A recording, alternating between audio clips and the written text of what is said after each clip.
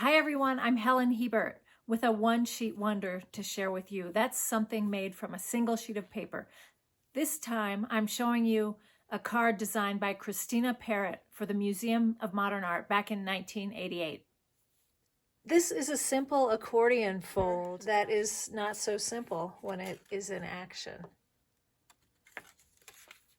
I love how this was designed to fold up and fit in an A7 envelope. This is a series of walruses that just unfold. I love the illusion of a heart that is designed into this, intentionally maybe, maybe not.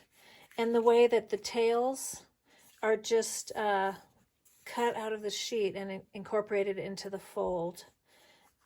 And these little flappers are kind of fun. The accordion allows this to be stood up and displayed, which is neat. And the white on white makes for some nice shadow play and gradation. And the little die cut eyes are a nice touch.